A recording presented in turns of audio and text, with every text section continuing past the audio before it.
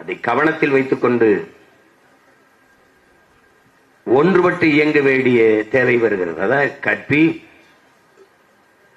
புரட்சி செய் ஒன்று சேர் என்ற நம்ம புரட்சியாளரின் போதனைக்கு ஏற்ப நாம் எல்லாம் ஒன்றிணைய வேண்டிய கால தேவை உருவாகி இருக்கிறது. ஆம்ஸ்ட்ராங் இருந்து நம்மை எல்லாம் எவ்வளவு உணர்வு சூடேற்றி உசிப்பி எழுப்புவாரோ அதைவிட இறந்து சிந்திய ரத்த துளிகளால் நம்மை எல்லாம் பல மடங்கு உணர்வு சூடேற்றி உசிப்பி இருக்கிறான் என்பதை நாம் நினைவில் வைத்துக் கொள்ள வேண்டும்.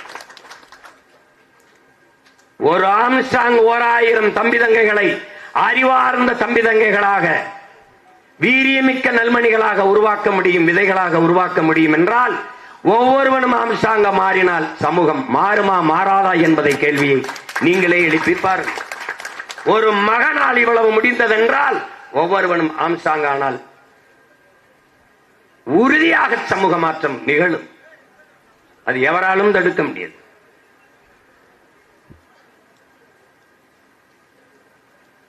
இழந்துவிட்ட உரிமைகளை பிச்சை கேட்டு பெற முடியாது, போராடித்தான் பெற்றாக வேண்டும் என்கிறார் பாபா சாஹிப் அண்ணல் அம்பேத்கர் அவர்கள்.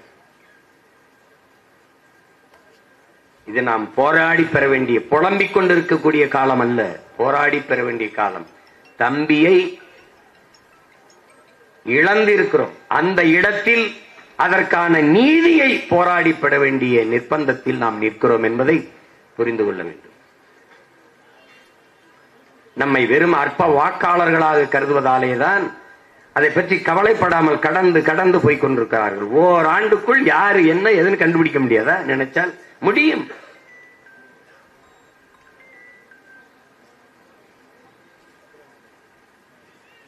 நான் கூட கேட்டேன், நீங்க எப்படி இந்த ஆம்ஸ்ட்ராங் இதை இவ்வளவு கவனக்குறைவா விட்டீர்கள் என்று. காவல்துறையில் சொல்கிறார், நாங்கள் 2 முறை எச்சரித்தோம் என்கிறார். உங்கள் உயிருக்கு ஆபத்து இருக்கிறது, அதாவது த்ரெட்டன் இருக்கிறது என்று எச்சரித்தோம். எச்சரிப்பது காவல்துறையின் வேலை இல்லை, பாதுகாப்பதுதான் காவல்துறையின் வேலை. எச்சரிப்பது என்னுடைய தம்பியில் கூட தான் என்னை சொல்வார்கள், அண்ணா பாதுகாப்பாருங்கண்ணா, அண்ணா பத்திரமண்ணா, நீங்க கவனம் என்ன என்று. அது காவல்துறையின் வேலை அல்ல. எச்சரிப்பது காவல்துறையின் வேலை இல்ல, பாதுகாப்பதுதான். எப்படி இருக்கிறது? 2 முறை நாங்கள் எச்சரித்தோம், அவர் கவனம் இல்லாமல் இருந்து விட்டார்கள். இது எப்படி? எவ்வளவு பொறுப்பற்ற பதில். சாதாரணமா வலையொலியில் யூடியூப்ல பேசுறான்ல, அவனுக்கெல்லாம் 2 போலீஸ் ப்ரொடெக்ஷன் கொடுத்திருக்கு இந்த நாடு. யாருன்னு நான் சொல்ல வேண்டியதில்லை உங்களுக்கு. இந்த சமூக மாற்றத்திற்கு நின்ற மகத்தான ஒரு இளைஞனை பாதுகாக்க இந்த நாடு தவறிட்டது. பலர்களை பத்திரப்படுத்தி விட்டு வீரியமிக்க நெல்மணியை தொலைத்து விட்டார்கள் இவர்கள். கொடுமை. பேப்பர் மில் அந்த ஆலை இருக்கிற அந்த சாலைக்கு தம்பி பெயரை வைக்க சொல்லி வலியுறுத்தினேன் என்று. இன்று கோரிக்கை வைக்கிற இடத்திலே இருக்கிறோம், நாளை நிறைவேற்றுகிற இடத்திற்கு வருவோம், அவ்வளவுதான். எப்போதுமே என் உடன் பிறந்தார்களே, மக்களின் பிரச்சனைகளை, மக்களின் கோரிக்கைகளை அரசு கையில் எடுக்கவில்லை என்றால், கவனம் எடுக்கவில்லை என்றால், அதிகாரத்தை அரசை கையில் எடுப்பதை தவிர மக்களுக்கு வேற வழி இல்லை. இதைத்தான் அண்ணல் அம்பேத்கர் அதிகாரம் மிக வலிமையானது என்று போதிக்கிறார். அவரை வாசித்து நேசித்து அவர் வழித்தோன்றலாக வருகிற நான், அதிகாரம் மிக வலிமையானது, அதை அடைந்து விட்டால் அனைத்தும் எளிமையானது என்பதை பின் சேர்த்தேன். அதிகாரம் மிக வலிமையானது என்றார் அண்ணல் அம்பேத்கர். ஆம், அந்த அதிகாரம் எம் மக்களுக்கானது என்பதை பின் சேர்த்து முழக்கத்தை முன்வைத்தேன். அனைத்து துன்பப்பூட்டுகளுக்குமான சாவி ஆட்சி அதிகாரம் மட்டுமே என்கிற அதேதான் என் அன்பு தம்பி ஆம்ஸ்ட்ராங் வலியுறுத்துறான். நாம் நமக்கு இரு இலக்கே ஆட்சி அதிகாரம் தான்.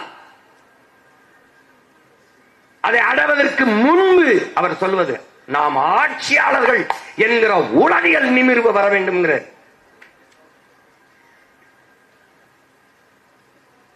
அந்த உளவியல் நிமிர்வில் நிமிர்ந்த மகன் தம்பி ஆம்ஸ்ட்ராங் அவர்கள். முதல்ல நான் யாருன்னு இருக்கு, நான் நிமிரணும்ல. நீ தாழ்த்தப்பட்டவன் சொன்ன நான் தாழ்த்தப்பட்டவன் ஆயிடுவேனா? உன் வார்த்தையே பார், நான் தாழ்ந்தவன் அல்ல, தாழ்த்தப்பட்டவன். யாரால், எவனால், எப்போது? இந்த கேள்வி எழுதுதா? நான் தாழ்ந்தவன் அல்ல, நான் தமிழன், ஆதி தமிழன். எங்களுடைய புரட்சி பாவலர் சொல்கிறார், தமிழன் பெருமைக்குரியவன். காரணம், தமிழ் பெருங்குடியில் பிறந்ததனாலேயே தமிழன் பெருமைக்குரியவன். நான் ஏண்டா தாழ்ந்தவன்? உலகத்திற்கு அறிவியல், அரசியல், நாகரிகம், பண்பாடு, கலை, இலக்கியம் எல்லாவற்றையும் கற்றுக் கொடுத்தவன். உலக பொதுமறை தந்த எங்கள் பாட்டன் வள்ளுவ பெருமகனாரே ஆதி பறையன்தான் என்பது திமிரும் பெருமிதமும் எனக்கு இருக்கு.